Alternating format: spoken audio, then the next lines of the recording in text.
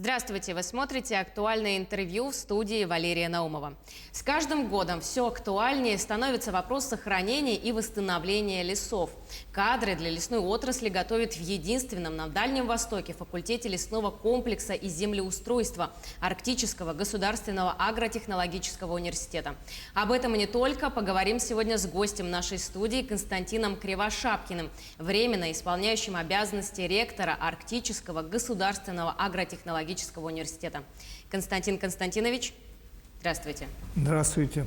Расскажите, пожалуйста, какое у вас мнение как ученого по теме лесных пожаров? И можно ли говорить о том, что с огненной стихией в лесах люди будут сталкиваться все чаще и чаще? Леса на нашей планете являются легкими. Почему? Потому что именно зеленые растения, и особенно леса, благодаря процессу фотосинтеза преобразуют углекислый газ и воду в органическое вещество крахмал и кислород.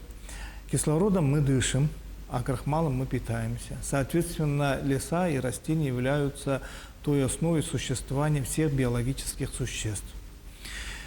К сожалению, в настоящее время во всем мире увеличивается количество пожаров. Пожары у нас в Сибири, в Австралии, в Южной Америке, в Северной Америке. С каждым годом их количество увеличивается, и специалисты считают, что здесь определенную роль играет глобальное потепление климата или парниковый эффект, который последние годы усиливается благодаря выделению углекислого газа, СО2 и других газов, например, метана и других, которые вырабатываются благодаря антропогенному фактору. И специалисты-климатологи, метеорологи, златоведы посчитали, что за последние 50 лет температура на северо-восточной части Российской Федерации, куда относятся Магаданская область, Чукотский автономный округ, Республика Саха-Якутия, север Хабаровского края, Камчатка. Здесь увеличение температуры произошло на 3 уровня, или на 3 порядка.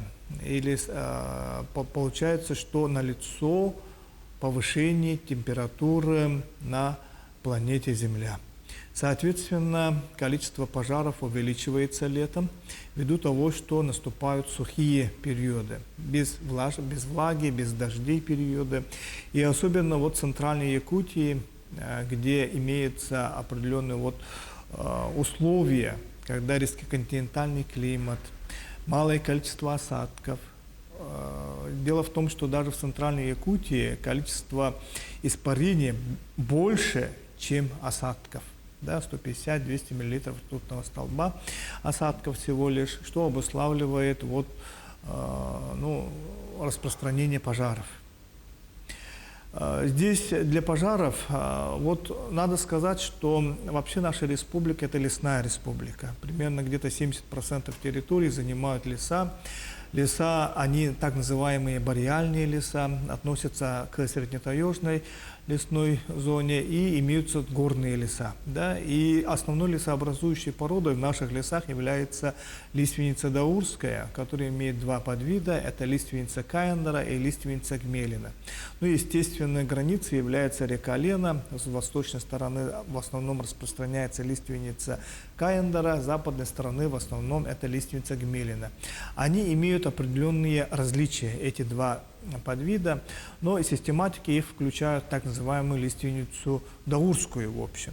Также в Якутии встречается, от небольшой территории в южной части Якутии встречается лиственница сибирская и лиственница Чекановского. Но все-таки для нас наиболее приспособленные в наших климатических условиях, суровых условиях, это лиственница даурская, с 2 подвидами, Ларис Каендера и Ларис Гмелина. И надо сказать, что пожары в основном уничтожают как раз именно леса, которые образуются лиственницей даурской. И тут 2 фактора имеются. 2 фактора.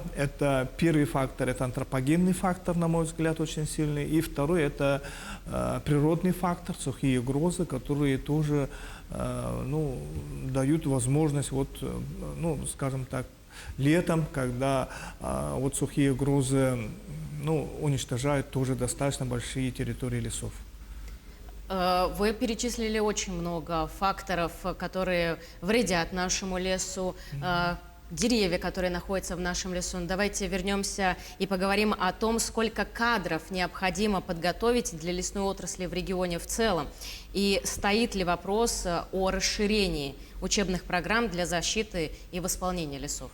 Да, в нашем университете имеется единственный факультет лесного комплекса землеустройства на северо-востоке Российской Федерации, а это уже 30% территории Российской Федерации. И мы готовим специалистов по двум направлениям. Это лесное дело, рациональное и многоцелевое использование лесов. И второе – это технология деревообработки и лесопромышленной. И здесь имеется вот профиль лесоинженерное дело. И мы готовим специалистов, которые вот работают лесниками, которые занимаются переработкой древесины, использованием древесины. И надо сказать, что количество специалистов, которых готовим мы, они хорошо трудоустраиваются, но конечно же, специалистов не хватает. В настоящее время, на мой взгляд, вот в лесничествах, лесном комплексе, в системе защиты и охраны лесов специалистов совершенно не хватает. И если вот раньше, скажем так, в советское время, количество лесников было достаточно много, и практически в каждом селе, в каждом поселении были лесники, то их количество сейчас совершенно недостаточно. И поэтому вот это напрямую, скорее всего, тоже отразилось на количество, может быть, лесных пожаров. Почему? Потому что, когда имеются лесники, когда есть лесоохранные службы, определенное количество техники, оборудования, то можно потушить сразу же начинающийся пожар. Или заметить, или потушить. Но сейчас стало очень сложно, потому что и количество пожаров увеличилось, и количество кадров уменьшилось, что повлияло на то, что вот у нас такая серьезная ситуация с лесными пожарами. Константин Константинович, расскажите, какие проекты организует факультет лесного комплекса? Факультет лесного комплекса и землеустройства несколько проектов проводит. Это один из больших проектов – это лесовосстановление после пожаров, когда мы по заказу добывающих компаний, промышленных компаний занимаемся искусственным лесовосстановлением.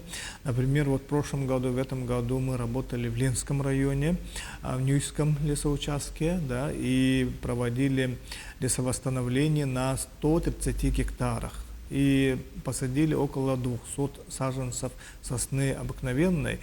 И я думаю, что вот эту работу, такую работу на нашей республике, где очень много было пожаров или мест, которые требуют лесовосстановления, надо расширить и более широко делать. Почему? Потому что наши леса еще находится на территории сплошного распространения многолетней мерзлоты или криолитозона, или, иначе говоря, вечной мерзлоты, которая при уничтожении лесов может, скажем, растаять, на определенном уровне. И, соответственно, после таяния вечной мерзлоты количество влаги в почве увеличивается, нарушается рельеф, ландшафт, леса могут превратиться в болото, могут превратиться в озера, и нарушается, скажем так, биогеоценоз леса. И, соответственно, вот это большое количество воды, которое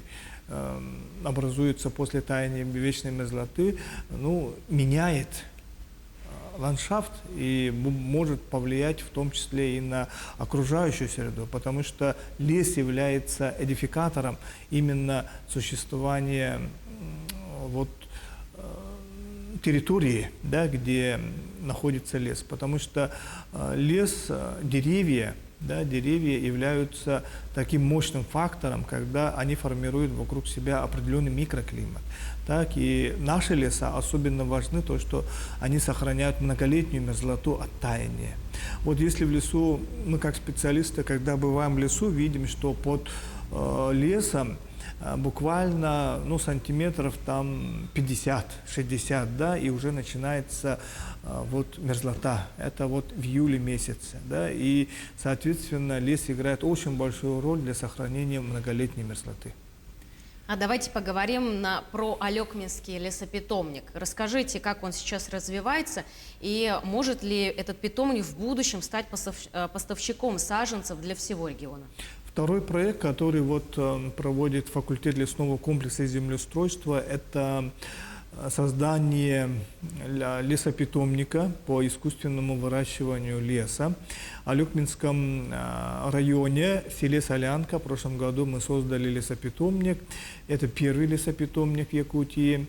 И посадили семена сосны обыкновенной. Да? И сеянцы очень хорошо выросли, но там требуется определенный уход, определенные вот действия, которые дают росту и развитию сеянцев. Причем сеянцы, они с ЗКС или закрытой корневой системой. Да? И вот недавно я был там и видел, что сеянцы очень хорошо растут при соответствующем уходе и образуют мощную корневую систему. Также мы планируем посеять в этом году на ОКС или открытой корневой системой, да, это уже непосредственно в открытой, не в теплице, да, а в открытой местности, тоже семена сосны обыкновенной и лиственницы сибирской. К сожалению, тут возникла определенная проблема, заключается в том, что семена лиственницы даурской мы не могли найти по России. Лиственница даурская – это как раз та наша лиственница, которая должна быть высажена. Да?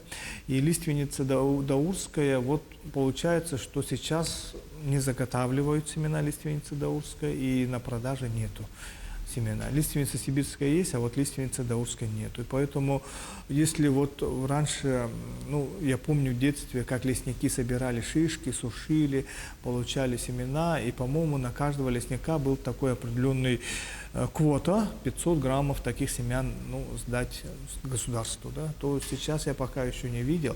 И стоит очень большая работа по заготовке семян именно лиственницы даурской. Спасибо большое, Константин Константинович.